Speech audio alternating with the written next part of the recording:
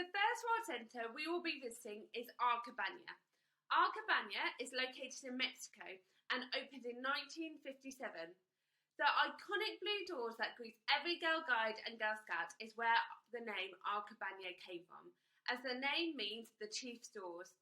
These doors were donated by Lady Baden-Powell and represent to any Girl Guide and Girl Scout that they are now at home. The craft which you are about to complete is all about festivals and celebrations, which Mexico is really famous for, especially the most famous festival that they celebrate in November, which is the Day of the Dead. Hola, buenos dias. Welcome to Mexico. I hope you're enjoying your virtual Thinking Day celebration so far. My name is Swift, also known as Sarah, and I'm a leader with the First Lutheran Guide Unit in St. Neots. And I'm here to whisk you off to Mexico to visit Arcabaña, which is our world centre in Mexico, to show you how to do some Mexican paper craft. So today we're going to have a go at making something called papel picado. So as I said, papel picado is a Mexican paper craft, and here is the example that I made earlier to show you of the kind of things you can make. So essentially it's like bunting or banners that are made out of paper, and papel picado means perforated or punched paper. So basically it's paper where you're making lots and lots of little holes and different designs to really make some really pretty paper things that you can hang up for your celebrations. So in Mexico, these are used in all sorts of celebrations, and you will find them hanging up all over the country and all around the place for various different reasons. It's a craft that goes back many, many years, so they can trace it right back to the Aztecs, which is a very long time ago. And as I say, in Mexico, you will find some really, really intricate designs. So they will punch lots and lots of small holes through the paper, and they'll make all sorts of different decorations on them. And the actual bunting will be used in all sorts of celebrations, such as Christmas, Easter, for weddings, for christenings, for things like Day of the Dead. And in the Day of the Dead celebrations, you'll often find banners which have actually got little skulls and things through them as well as butterflies, flowers, all sorts of different things. Now, today we're going to have a go at making them. I'm actually just making them out of normal paper, but in Mexico, they would be made out of tissue paper. So actually, the people who make them will often make a big stack of these all at once. They'll have a big stack of tissue paper. Tissue paper is good, of course, because you can get it in all sorts of different colours. And also it only needs the slightest bit of wind to just make it move as well. So you can imagine you've got rows and rows and rows of these all just sort of fluttering in the wind very prettily. But we can have a go, as I say, making one today. We're going to have a go at a basic pattern to start with, and then you obviously have a chance to go off and come up with whatever designs you'd like to. So we're going to have a go at making these, and it'll be interesting to see how you do with your designs afterwards. Obviously we need a few things, so hopefully you've got your set of things with you that you need, but in case you haven't, I've got your reminder here. So things you will need to do this: you will need a square of paper. So here is my square of paper. It's quite a nice big one, bigger than the examples I showed you, but it'll be easier to work with. We also need some scissors to make the holes. So just be careful, obviously, especially if it's a sharp pair of scissors, if you don't want to cut your fingers. We will also need some string.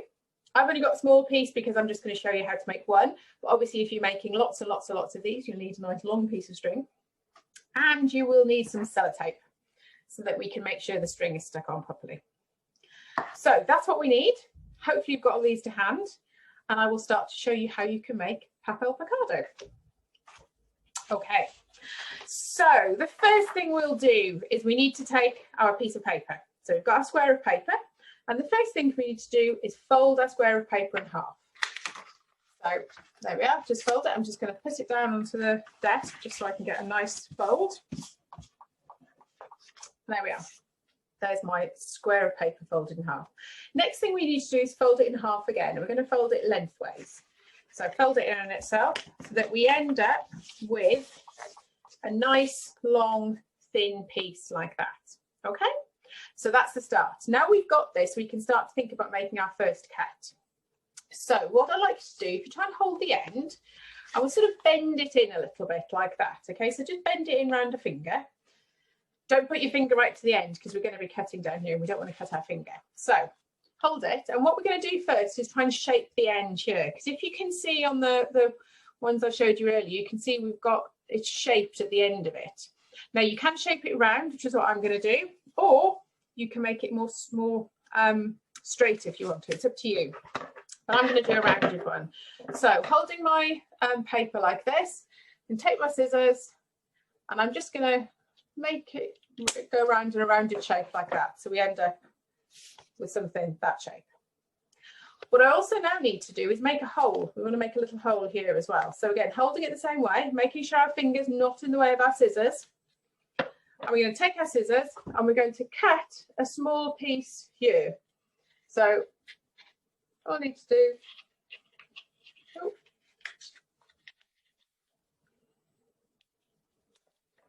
round, and there we are. We've got our first hole. Okay, so that's the first bit we need to do. Right, now to make the rest of the pattern, what we need to do is open this fold back up again. We now need to fold it in half in the other direction. So we're going to fold it in half so that the piece which hasn't been cut is going to line up with the piece that has been cut at the front. And then we're going to put another fold in it, okay? So it's folded that way, and this piece is in the front here, the piece that's been cut. Right, what we now need to do is fold it into a triangle. So we're going to fold it in half, like that, okay? So we've now got a triangle shape. Now what we need to do is make some cuts across this bit as well, but we need to make sure that we cut it in the right place.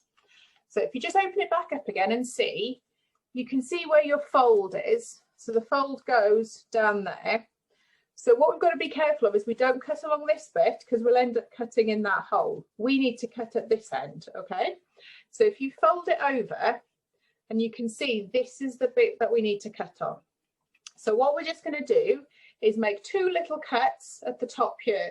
So just like we did for the bottom, just cut out two little holes. So we're going to cut one there. Okay, and then we're going to cut one just below it. Okay. So that's our first bit of cut that we've got. So now what we need to do, opening it back up, is fold it in the opposite direction. So again, we've got a triangle. And again, we need to make cuts like we did here, but we need to make sure again that we cut in the right piece. So again, if we have a look, we can see that where we've got the fold, this is the piece here that we need to make the cuts into. So when we close it, it's the bit that's closest to the top. So just like we did before, you need to make two little cuts. So one here,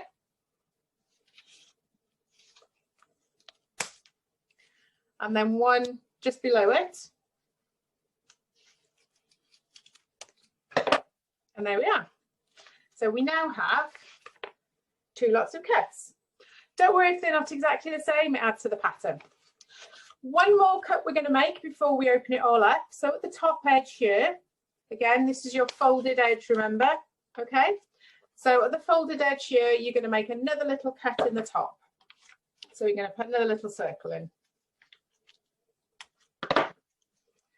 So when we open this up now, you can see we've now got our design. So we've got our paper cutting in, and this is your first piece of Papel Picado. So this is your first piece of bunting. What we now need to do, of course, is attach this to some string. So because you've not got any cuts on the top bit here, we can fold this piece over. So you only need to fold it over a little bit, just enough to be able to get the string in. So if we fold it like that, and then if you take your piece of string and we put the piece of string underneath our flap, so you can see it sits underneath. And then to make sure that the string stays in, we take a piece of sellotape and we put one piece that end.